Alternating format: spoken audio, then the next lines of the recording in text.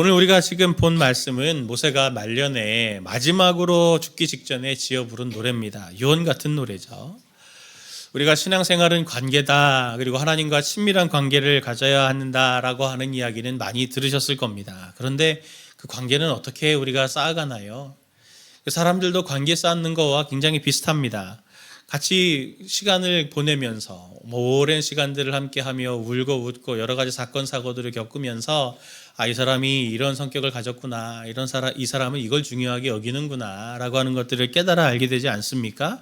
그것처럼 이 모세가 자기의 전 인생을 관통해서 하나님을 경험했던 것들을 노래로 지은 간증 같은 시가 바로 오늘 이 본문의 말씀입니다. 모세가 노래하는 그가 경험한 하나님은 어떤 분인가요? 11절 12절 말씀을 보니까 마치 독수리가 자기의 보금자리를 어지럽게 하며 자기 새끼 위에 너풀거리며 그의 날개를 펴서 새끼를 받으며 그의 날개 위에 그것을 업은 것 같이 여호와께서 홀로 그를 인도하셨고 그와 함께한 다른 신이 없었도다 하면서 하나님이 자기를 어미 독수리, 그리고 이스라엘 백성, 또 우리를 새끼 독수리에 비유하고 있습니다. 하나님이 우리를 사랑하신다고 하는 건 다 알고 있는데 이 사랑이라고 하는 단어가 굉장히 추상적인 단어잖아요. 그러니까 이게 하나님이 우리를 어떻게 사랑하신다는 거야 라고 하는 게 딱 떠오르지 않을 수 있는데, 그래서 하나님께서 여러 이미지들을 쓰시는 것 중에 하나가 바로 이 부모 자식입니다. 오늘도 어미 독수리를 하나님으로, 새끼 독수리를 우리로 묘사하고 있지 않습니까?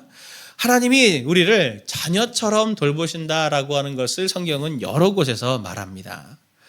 하필 많은 이미지 중에 부모 자식 관계로 왜 그렇게 비유를 하셨을까요?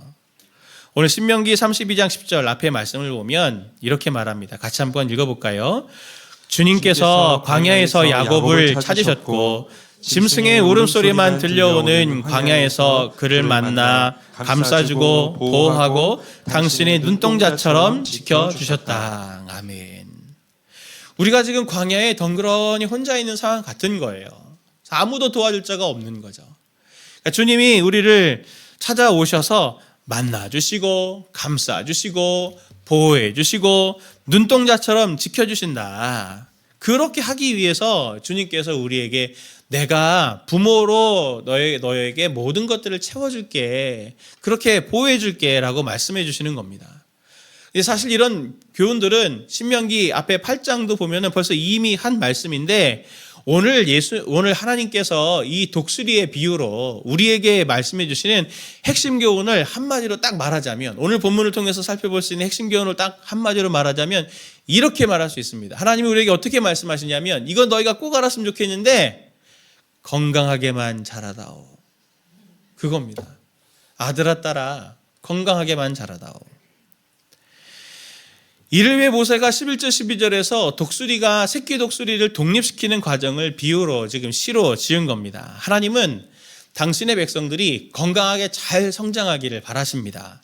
독립하기를 바라고, 그래서 그 성장을 통해서 하나님이 어떠한 일을 내가 펼치고 있는지를 내가 이걸 통해 알려줄게 라고 우리에게 지금 말씀해 주시는 거예요. 하나님이 우리를 성장시키시는 법을 세 가지로 살펴보길 원하는데, 첫 번째는 뭐냐면 하나님은 우리의 성장을 위해서 제일 먼저 하시는 게 보금자리를 뒤흔드십니다. 독수리는 습성상 새끼가 자라서 독립할 때가 돼서 성체가 되면은, 날 수 있을 때가 되면 가장 먼저 하는 게 안락한 이 둥지, 보금자리를 이제 어지럽힌다고 합니다. 11절 12절이 이것을 묘사하죠. 세번역으로 보니까 마치 독수리가 그 보금자리를 뒤흔들고 새끼들 위에서 퍼덕이며 날개를 펴서 새끼를 받아 그 날개 위에 업어 나르듯이 주님께서만 홀로 그 백성을 인도하셨다. 다른 신은 옆에 있지도 않았다라고 세번역은 번역하고 있습니다. 우리는 기본적으로 안락함과 익숙한 것, 이런 것들을 좋아하지 않습니까? 그리고 또 그걸 머물러 있는 것을 좋지 않은 표현으로 우리가 안주한다, 그렇게도 얘기하잖아요. 다 자란 새끼가 이제 날 때가 됐는데 날지 않고 둥지에 그냥 편안하니까 안락하게 머물면서 어미가 물어다 주는 그런 먹이만 이렇게 먹고 있다고 한번 생각해 보십시오. 어미 입장에서 어떻겠습니까? 답답하지 않을까요? 그런 게 있다고 하면, 그런 삶을 누가 산다고 하면 이게 우리가 발달장애라고 그렇게 얘기하잖아요. 해당하는 나이에 이루어져야 될 발달이 성취가 되지 않아서 그렇게 있는 상태를 발달 장애다라고 이렇게 크게 폭넓게 설명을 하더라고요. 부모이신 하나님이 우리를 보시면서 시간이 지나면 지날수록 이제 좀 날 때가 됐는데 여전히 거기에서 이렇게 머물러 있고 둥지 안에만 있으려고 하면 어떻게 하나님 마음이 편하실 수가 있겠습니까? 그러니 이제는 이 안락함을 누리는 것을 빼앗아 가는 거죠. 이 둥지를 불편하게 어지럽게 해가지고 너는 날 때가 됐다. 너는 날 때가 됐어. 여기서 떠날 때가 됐어. 라고 하는 거를 이렇게 새끼에게 메시지로 주는 겁니다. 제가 앞에서도 여러 번 말씀드렸지만 전통교회 여러 교회들에 제가 섬겼는데 몇 대에 걸쳐서 담임 목사님이 이제 대를 이어서 사역하시는 그런 전통 깊은 교회들이 있잖아요. 그런 교회들을 제가 몇 교회를 부임해서 사역을 해봤는데 교회마다 공통점이 있더라고요. 어떤 공통점이냐면 이제 목사님이 은퇴하셔가지고 새로운 목사님을 이제 모시려고 교회가 마음을 먹으면 이제 청빙위원회라는 걸 만들어갖고 성도님들끼리 또 이렇게 의견들을 나누시더라고요. 그러면서 서로 의논하세요. 우리 교회가 이런 교회가 됐으면 좋겠고 이런 교회가 됐으면 좋겠고 선교도 많이 하고 다음 세대를 살리고 뭐 이런 사역들도 했으면 좋겠습니다. 그래서 그런 것들을 막 이렇게 성도님들이 의견을 조율하면서 그래 우리가 그런 목사님을 모시자 해가지고 청빙을 해요. 그래서 목사님이 오십니다. 목사님이 사역을 딱 하시려고 하면은 이 목사님이 사실은 또 저처럼 새내기 담임 목사여가지고 미숙한 것도 분명히 있겠지만 목사님이 청빙할 때 장로님들이 가가지고 목사님 우리 교회가 이런 꿈을 꿉니다. 이런 사역도 이렇게 이런 사역도 해주시기를 원하고 있습니다. 교회가 해서 그런 사역을 딱 하려고 하면은 성도님들이 뭐라 그러냐면 목사님 모르셔서 그런데 우리 교회는요 이렇게 얘기하세요. 우리 교회는요 그렇게 하지 않았어요. 변화에 대한 욕구가 이만합니다. 그래서 그 변화에 대한 욕구를 목사님께 잘 말씀드렸는데 실제로 변화하자 그러면 몸이 안 따라가는 거예요. 나는 여기가 좋아요. 이 안정감이 좋습니다. 변화되고 싶지 않아요. 그렇게 이 긴장이 있는 걸 제가 여러 번 봤습니다. 일만 성도 파송 중에 중요한 정신 중에 하나가 이찬수 목사님께서 새벽에 받으셨던 하나님의 음성, 너희 교회만 잘 되는 게 옳으냐라고 하는 그걸 나누시고 성도님들이 같이 공감하셔서 오늘 저희들 같이 이렇게 공동체가 된 거잖아요. 얼마나 성숙한 일입니까? 그 안정된 너무나도 좋은 분당으로 교회를 이렇게 떠난다고 하는 게 정말 보통 일이 절대 아니죠. 저희들이 이렇게 교회를 구성하고 있는 게 너무 감사한 일인데 제가 개척하고 분립하면서 우리 성도님들을 쭉 제가 이렇게 놓고 기도하고 보면서 우리 안에 있는 두 가지 역동을 봅니다. 두 가지의 힘. 첫 번째 힘은 뭐냐면 하나는 분당 우리 교회의 익숙함과 그 안정감을 추구하는 힘이 하나 있어요. 그리고 또 하나의 힘은 우리 교회만의 문화를 만들고자 하는 변화를 추구하는 그런 힘도 있습니다. 이게 이렇게 어떤 때 균형이 맞기도 한데 어떤 때 균형이 좀 안 맞기도 해요. 근데 한번 생각해 보십시오. 익숙함과 변화 어울릴 수 있습니까? 이거는 그냥 단어로만 놓고 보면 익숙함과 변화는 이게 잘 안 어울려져요. 근데 할 수도 있겠네요. 계속 변화에 익숙해지면 되겠네요. 계속 변화하는 교회로 우리는 매년마다 계속 날마다 새롭고 날마다 해년마다 다르고 막 계속 변화해가는 것으로 저희가 하면 계속 변화에 익숙하게는 하겠네요. 근데 기계적으로 형태적으로 보면 익숙함과 변화라고 하는 것은 이렇게 잘 어울리지 않는 겁니다. 근데 우리 안에서도 우리가 분당 우리 교회를 경험한 성도님들이 많으시지만 규모에서 오는 차이가 있잖아요. 극복할 수 없는 차이들이 분명히 있어요. 그런데 어쨌든 저희들에게 그 익숙함이 안정감을 주기도 하지만 우리의 문화를 만들어가는데 그게 균형이 깨지면 그게 때로는 그게 안주하게 되는 그림이 될 수도 있죠. 또 반대로 새롭게 뭔가 도전한다고 할 때 그것은 어떤 의미가 됩니까? 어쩔 수 없이 처음 하는 거기 때문에 미숙할 수밖에 없어요. 경험치가 부족하죠. 그러니까 사역의 질이 떨어질 수도 있고 안정감도 떨어질 수 있고 하다 보면 생각하지 못했던 여러 변수들이 나올 수 있습니다. 그게 그 미숙함, 불안함, 실패, 여러 변수 이런 것들이 또 잘 성장해 가려면 절대적인 시간도 또 필요하고 시행착오도 필요한 것 아닙니까? 그런 일들이 일어날 때, 우리 주위에 그런 일들이 일어날 때, 내 삶에도 그런 일이 일어날 때, 그런 미숙함이나 불안함이나 불편함이나 이런 것들이 있을 때 그걸 부정적으로 볼 필요가 없어요. 그걸 오히려 성장을 위한 하나의 통로로 봐야 되는 거죠. 막 태어난 교회도 그런데 우리의 개인적인 삶에는 예외가 있겠습니까? 하나님이 삶을 하나님께서 그렇게 섬세하게 우리 성도님들의 삶을 인도해 가시는데, 때로 보면은 저도 그런데요, 하나님께서 우리에 있는 이 삶을 종종 흔드실 때가 있어요. 강제적으로 어떻게 보면 변화로 이렇게 몰아가시는. 그래서 왜 이렇게 하나님이 나를 코너로 모시지? 라고 하는 그런 때도 저도 많이 경험을 했거든요. 성도님들도 그런 경험 있으시죠? 그럴 때 생각하셔야 됩니다. 부정적으로 생각하는 게 아니고 이렇게 생각하셔야 돼요. 어미 독수리가 왜 언제 이 둥지를 흔들겠습니까? 이 새끼 독수리가 날 수 있다고 판단이 되었을 때 그 둥지를 흔드는 거죠. 충분히 새끼가 자라서 날 수 있다 판단할 때 그 둥지를 흔듭니다. 성도님들의 삶이 죄나 잘못이 없는데 하나님께서 내 삶을 이렇게 뒤흔드실 때, 여러 시험이나 환난이나 이런 것들이 내 삶에 이렇게 있을 때, 그때 우리가 생각해야 될 지점은 하나님께서 내가 이것을 넘을 수 있기 때문에 허락하셨구나. 이 과정을 통해서 하나님께서 내게 성숙과 성장을 주시려고 나의 이 둥지를 흔드시는구나 라고 하는 이런 영적인 눈이 우리 성도님들에게, 저에게 있기를 간절히 원합니다. 성도님의 삶이 둥지가 불편할 때, 불안할 때 우리가 하나님 앞에서 여쭈면서 기도해야 될 제목은 무엇이냐면, 하나님, 제게 어떤 성장을 주시려 합니까? 안 주셔도 돼요 라고 말하지 말고, 안 주셔도 돼요 라고 말하지 말고, 하나님, 제게 어떤 성장을 주시려고 합니까? 그렇게 기도하면서 좋은 것 주시려고 하는 그 하나님을 잘 협력하시기를 바랍니다. 두 번째로 하나님이 우리를 성장시키시는 법, 두 번째는 뭐냐면 새끼 위에 퍼덕거리기입니다. 11절 말씀을 같이 한번 읽어볼까요? 시작. 마치 독수리가 자기의 보금자리를 어지럽게 하며 자기의 새끼 위에 너풀거리며.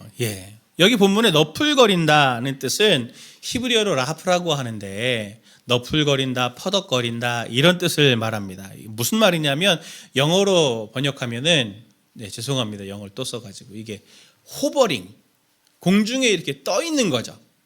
독수리는 막 이렇게 날갯짓을 막 해가지고 나는 새가 아니잖아요. 처음에 뜰 때는 그렇게 하지만 이제 날개를 쫙 펴가지고 기류를 타갖고 이렇게 장거리 비행을 하는 그런 새 아닙니까?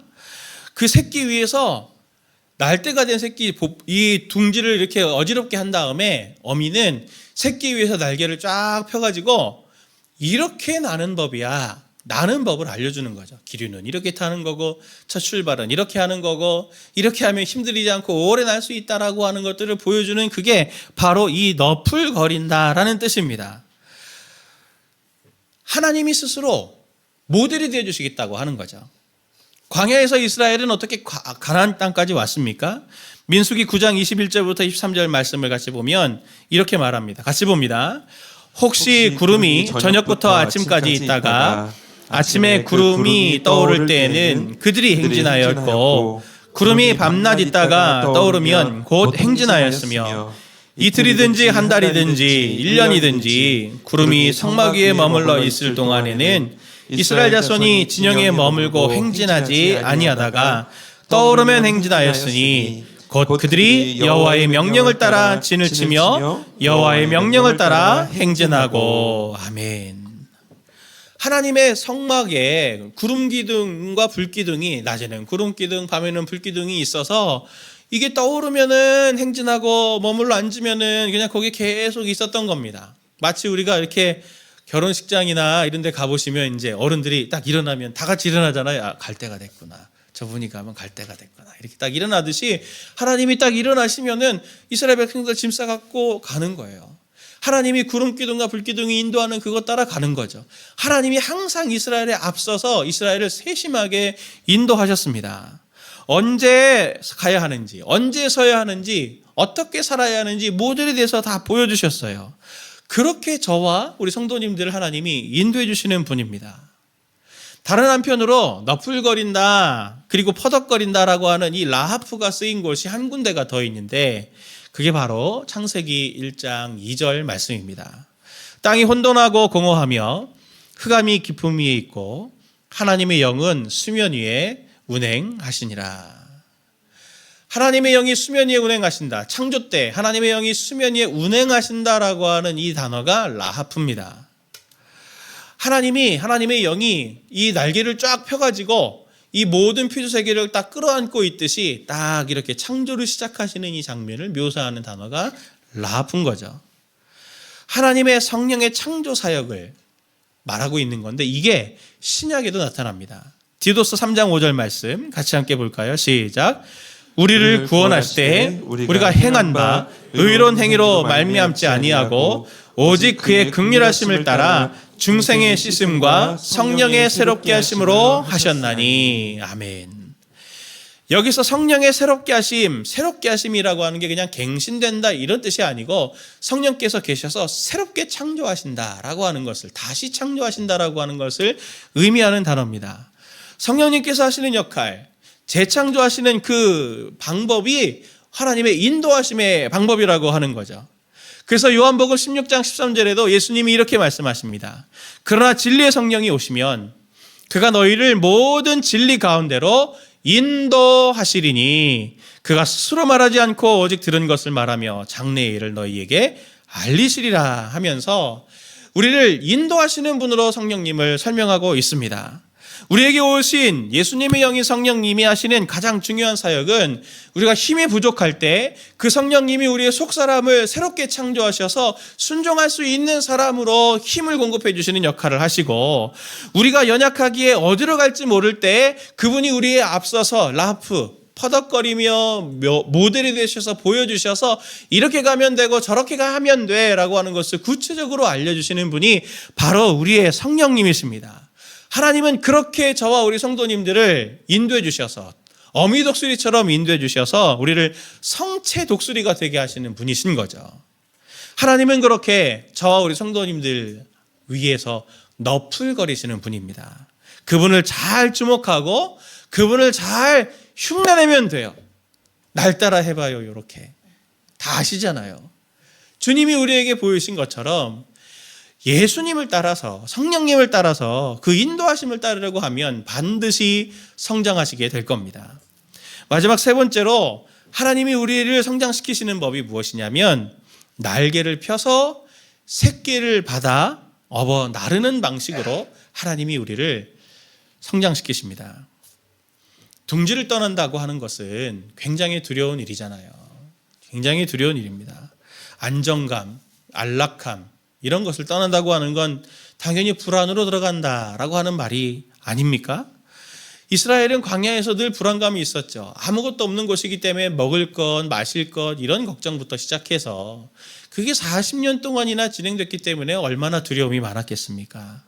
그들에게 그 40년을 지나온 모세가 자기의 인생의 후배들에게 이렇게 얘기하고 있는 거죠. 11절, 12절 세 번역 말씀입니다.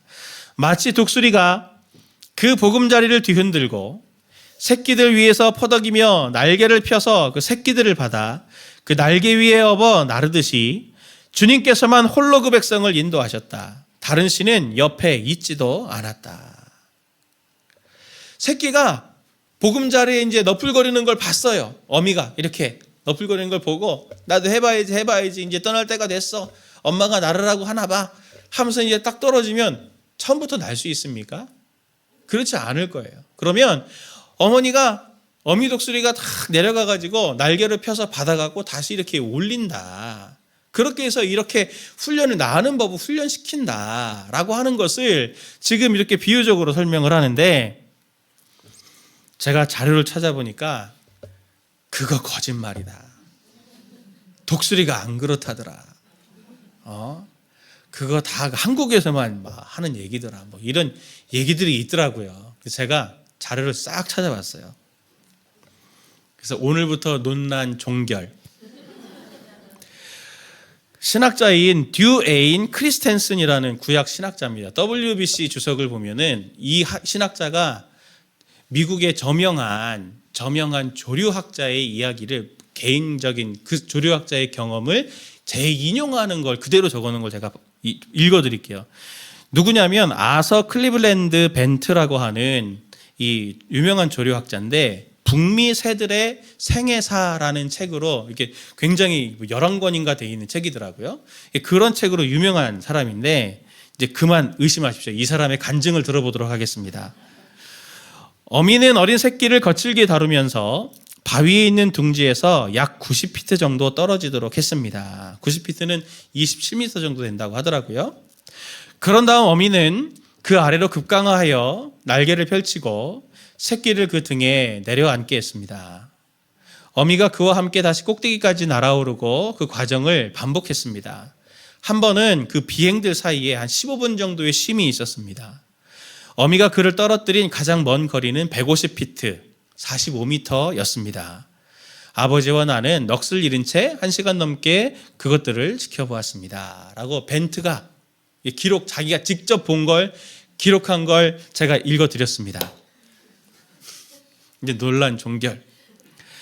하나님은 독수리처럼 둥지를 떠나면 죽을 것 같은, 죽을 수밖에 없는 새끼를 방치하지 않습니다. 나는 것의 훈련의 위험성과 두려움을 알고 있는 거죠. 하나님은 그것처럼 우리를 알고 보호하십니다. 우리의 불안과 염려, 두려움을 아세요. 우리와 동행하시기 때문에, 같이 하시기 때문에, 우리의 마음도 알고 감정도 알고 상황도 알고 여러 복잡한 것들을 아시기 때문에 위기의 순간이 되면은 날개를 딱 펼쳐서 그 새끼가 떨어져 죽지 않도록 보호하고, 다시 그 새끼를 위로 올려서 다시 나는 훈련을 너 다시 시작해봐라. 다시 떨어지는 거, 떨어져도 괜찮다. 떨어져서 자꾸 떨어져가지고 나는 법을 배워라 라고 우리를 자꾸 격려하고 독려하는 거죠. 우리가 오늘 본문에서 놓치지 말아야 할 것은 무엇입니까? 오늘 본문에서 이 이스라엘의 상황, 광야길을 하나님은 무슨 길로 보냐면 성장길로 보는 거예요. 무의미하게 매일매일 지리한 가나안 땅을 향해 가는 그냥 무의미한 여정이 아니고, 그 속에서 일어나는 여러 가지 우여곡절의 사건과 사고들을 통해서 결과적으로는 그들이 성장하게 되었다, 어른 독수리가 되게 됐다, 그들이 이젠 노예가 아니고 민족 이스라엘이요 국가 이스라엘이 되게 하였다라고 하는 것을 보여주는 이야기가 바로 신명기의 이야기 아닙니까? 오늘 이 말씀을 통해서 주님은 우리에게도 동일한 교훈을 주시기를 원하세요. 하나님은 어미 독수리처럼 우리의 전 인생을 함께하고 보호하시고 인도하실 뿐만 아니라 우리의 인생에 일어나는 모든 일들을 하나님께서 성장을 위한 통로, 재료로 쓰십니다. 성도님들의 삶에서 눈물과 아픔까지도 말이죠. 때로 우리의 삶이 삭풍에 혼자 서 있어서 정말 칼이 애는 것 같은 바람을 혼자 다 맞는 그러한 상황인 것 같아 보여도, 하나님조차 나를 버려서 내가 구원받은 백성인가 라고 싶을 만큼 외로운 밤을 보낸다 할지라도, 끝도 없는 나락으로 떨어져 가고, 그리고 그 추락이 반복적으로 계속되어서 더더욱 깊은 절망에 빠져들어갈 때 우리 어떤 반응을 보입니까? 더 무기력해지고 스스로 자격이 없다고 생각하고 나는 실패자다라고 하는 것이 증명됐어 라고 그렇게 생각하기 쉽지만, 하나님은 그렇게 말씀하지 않으세요. 뭐라고 말씀하시냐면, 반복적으로 그렇게 우리가 계속 실패하는 것 같을 때 하나님은 우리에게 너는 이제 커서 날 때가 된 거야. 나는 훈련을 할 때가 된 거야. 이러한 과정을 몇 번 거치고 나면 정말 너는 날게 될 거야. 하나님은 그것을 이 상황을 통해서 우리에게 말씀해 주시는 분인 겁니다. 그래서 이제 너는 날 때가 됐다고, 날 수 있다고, 승리해보라고, 도전해보라고 자꾸 하나님께서 우리에게 격려를 주시는 거죠. 어미 독수리가 계속 새끼를 받아서 다시 도전하게 하시는 것처럼 말입니다. 최근에 제가 우리 교회 내년 사역을 놓고 우리 성도님들과 또 논의를 하고 있는 것들 몇 가지 주제들이 있습니다. 거기에는 우리 청소년 부서가 지금 하나로 돼 있잖아요. 또 다락방도 이제 편성에 대한 걸 고민들을 하고 있는데, 청소년 부서를 제가 이렇게 보니까 두 부서가 지금 이렇게 한 부서로 되어 있는데, 이 아이들뿐만 아니라 가정들의 이런 모든 것들을 제가 쭉 얘기 듣고 성도님들과 소통하면서 확신이 드는 건 뭐냐면, 중등부와 고등부 아이들은 같이 있으면 서로가 이게 서로 윈윈이 잘 안 되는구나. 예. 분리가 돼 있어야 그래 그 아이들에게 맞는 목양을 할 수 있겠다 생각이 들어서 이걸 준비하고 있는데, 보니까 또 지금의 이 좋은 것들이 있잖아요. 이미 맺은 관계들, 이런 것들이 있으니 이런 것들이 또 이렇게 헤어지기 싫은 거예요. 그리고 또 다락방 너무 좋잖아요. 재편성을 한다고 하니 주여 어찌합니까? 나는 어디로 가게 됩니까? 막 두려워하시는데, 제가 그걸 보면서 무슨 생각이 들었냐면, 저도 빠지고 있는 함정이 있더라고요. 그게 뭐냐면, 우리는 자기 경험 세계에 쉽게 빠지는구나. 자기 경험 세계 안에 너무 쉽게 갇히게 되는구나. 그걸 제가 깨닫게 됩니다. 청소년부 부서 분리에 대한 부분에 대한 불안감들이 분명히 있겠죠. 또 다락방을 조정하는 부분들에 대해서 불안감들이 좀 있으실 텐데, 다 보면은 제가 이렇게 보니까 제가 잘 보니까 성도님들의 그림에 분당우리교회 그림이 많아요. 분당우리교회는 다락방이 재조정되면은 이제 다시 못 보거든요. 네, 부서가 또 분리되면 다시 못 보거든요. 근데 우리는 계속 볼 거거든요. 이렇게도 보고 저렇게도 보고 봉사하면서도 보고 예배드리면서도 보고 계속 만나요. 달라요. 규모가 다르기 때문에 이 다른 지점들이 있는데, 그런 거에 대한 경험이 없으니까, 분당우리교회의 경험만 있으니까 그 조정이 되면 다시 이분하고는 못 만날지도 몰라, 이 순장님하고는 못 만날지도 몰라, 이 친구들하고 못 만날지도 몰라, 막 이런 두려움들이 막 많으시더라고요. 그렇지 않아요. 오히려 그렇게 되는 것들이 우리의 만남과 교제와 영적인 깊이를 더 풍성하게 해줄 것들이 훨씬 더 많습니다. 사실 그런 부분들에 성도님들이 막 영적으로 침체가 되고 걱정이 되고 그런 걱정을 하시잖아요. 그런 걱정 제일 많이 하는 사람이 누굴까요? 저예요. 제가 우리 교회 걱정 인형이 되려고요. 모든 걱정은 저에게 맡겨주세요. 저는 하나님 앞에서 성도님들의 영혼을 맡은 사람이잖아요. 성도님들 어떻게든 제가 상처받지 않도록 늘 기도하면서 영적인 성장이 있기 위해서 정말 최선을 제가 하면서, 어떻게든 최선이 안 되면 차선이라도, 차선이 안 되면 차차선이라도 해서 제가 어떻게든 성도님을 섬기려고 하는데, 저 안에도 이 자기 경험 세계가 있어가지고 못 보는 것들이 있어요. 그래서 하나님께서 도전하라 하실 때, 저는 어떻게 해요? 못 뛰어내려요. 저는 아직도 병아리인걸요? 이렇게 말하는 우리의 모습들이 있지 않느냐 이겁니다. 교회 사역을 말하고 싶은 게 아니고, 우리 일상에도 자기 경험 세계에 딱 갇혀가지고 하나님께서 인도하시는 성장으로서의 한 걸음 한 걸음 뛰는 것을 매우 매우 두려워하고 있지 않나요? 그래서 우리의 삶에 닥치는 환난, 눈물, 시험, 이런 것도 다시 봐야 되겠다라는 생각이 들었어요. 다른 관점으로 볼 수 있어야 되겠다 생각이 들었어요. 내 경험 세계에 갇혀 있으니 그것이 안 좋아하는 모습처럼 돼서 하나님이 일부러라도 우리의 삶에 때로는 이러한 고민거리, 기도의 제목들을 주시는구나, 둥지를 어지럽히시는구나, 너풀거리시는구나, 우리를 받아 안으시는 거구나 라고 하는 것을 생각하게 됐습니다. 일론 머스크라고 아시죠? 테슬라의 유명한 분이죠. 이분이 이끌고 있는 프로젝트 중에 스페이스 X라고 하는 프로젝트가 있더라고요. 이 프로젝트가 뭘 하는 거냐면, 최종적인 목표는 화성에 정착지를 건설하는 겁니다. 로켓을 보내가지고 거기에 실제로 사람이 살 수 있도록. 그래서 최근에 지난 4월에도 그리고 지난주에도 어떻게 보면 이 프로젝트의 가장 핵심이 되는 스타쉽이라고 하는 화물선 로켓을 시험하는 거였는데 2번 다 실패했어요. 공중 폭발을 했습니다. 근데 이걸 이제 온라인으로도 다 중계를 했거든요. 전 나중에 이제 기사나 이 영상 통해서 제가 봤는데 놀라웠던 게, 충격을 받았던 게 뭐냐면, 로켓이 쫙 올라가다가 이제 빵 터졌습니다. 근데 그걸 지켜보던 이 직원들이 어떻게 했을 것 같습니까? 보신 분들은 아마 아실 거예요. 꿈꾸면서 저렇게 하늘로 쫙 올라가는 건 얼마나 쾌감이 있습니까? 근데 갑자기 예측하지 못하게 빵 터질 때 사람들이 이렇게 해야 되는데 와 환호를 지르는 거예요. 마치 기다렸다는 듯이, 터지기를 기다렸다는 듯이 막 환호하면서 막 휘파람 불고 박수치고 막 축제 분위기가 막 나는 거 제가 보면서 제가 이게 충격을 받았습니다. 어떻게 저럴 수 있지? 근데 이유가 있더라고요. 실패를 통해서 의미 있는 데이터들을 얻었다. 의미 있는 대답을 얻었다. 다음 성장과 다음 성공을 위한 한 걸음을 걸어나갈 이 토대를 다시 마련하게 된 거죠. 이 실패를 통해서. 그래서 그런 뜻에서 새로운 출발점의 토대를 얻게 되었으니 우리가 이만큼 성장한 거니 와 서로 기뻐하자. 그래서 서로 격려하는 분위기더라고요. 막 실패라는 결과를 보면서 낙심하지 않고 성장으로서 그 실패를 보니까 과정이 되더라고요. 하나님이 우리를 딱 그렇게 보시지 않을까 생각이 들었습니다. 성장이라는 것이 무엇입니까? 사전을 찾아보니까 사람이 또는 동식물 따위가 자라서 점점 더 커짐, 사물의 규모나 세력 따위가 점점 커짐으로 정의를 하더라고요. 점점 커지는 거거든요. 확장되는 거거든요. 오늘을 바탕으로 해서 계속 내일로 성장과 확장을 해나가는 거죠. 저 성도님들 한번 생각해 보십시오. 언제 실패하는 것이 됩니까?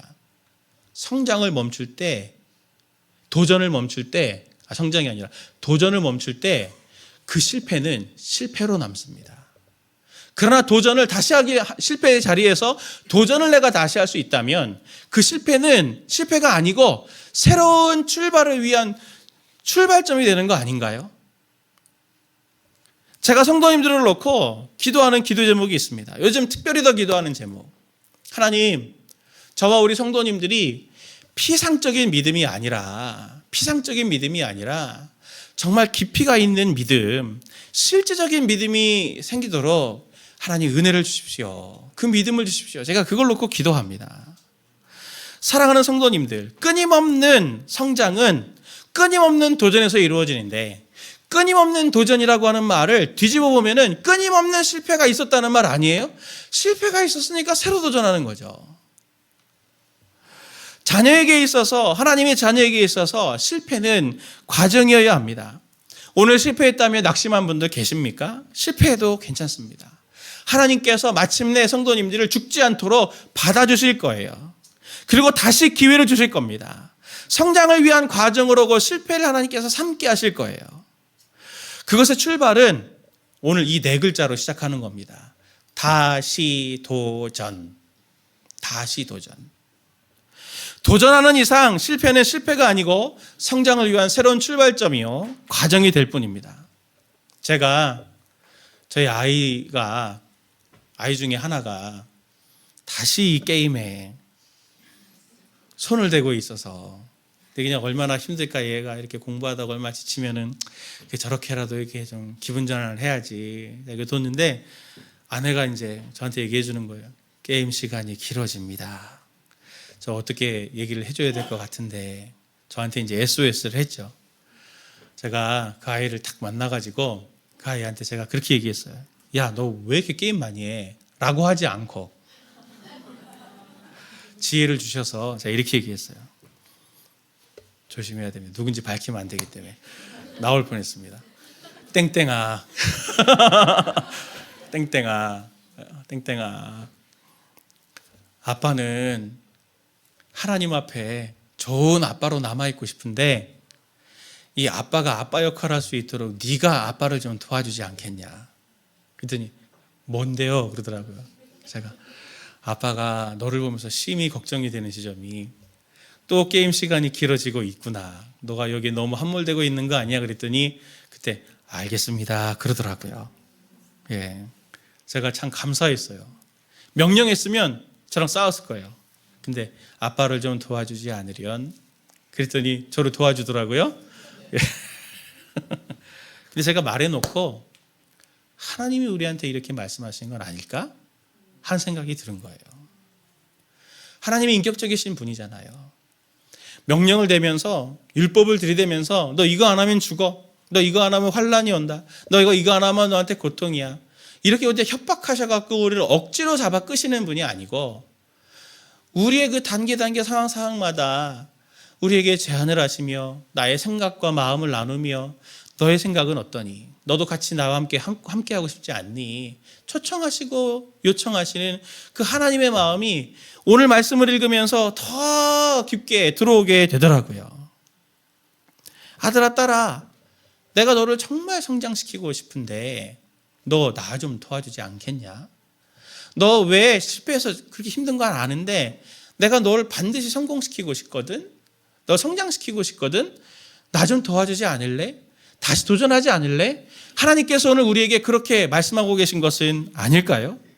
하나님께서 오늘 우리에게 보금자리를 어지럽히게 해서 너 성장할 때가 됐어. 너 그걸 알았으면 좋겠어. 라고 환경을 통해서 말씀해 주셔서 못 알아들으면 나는 법을 보여주셔서라도 이렇게 날면 돼. 라고 보여주시고 그것이 안 되면 떨어지는 아이를 날개로라도 받아갖고 수차례 반복하면서 마침내 성장하게 하시는 그 하나님의 사랑이 바로 오늘 성도님들에게 지금 부어지고 계시는 사랑이라고 하는 것을 꼭 기억하시기를 바랍니다. 실패라고 하는 거, 좌절이라고 하는 거, 낭망이라고 하는 거, 그런 감정들의 상황들에 속지 마시고 하나님께서 이 상황을 통해서 계속 반복적으로 성도님들을 요청하시는 그 하나님의 세밀한 음성을 들으셔서 마침내 하나님을 도와 성체 독수리가 되시는 우리 저와 우리 성도님들 되시길 예수님의 이름으로 축원을 드립니다.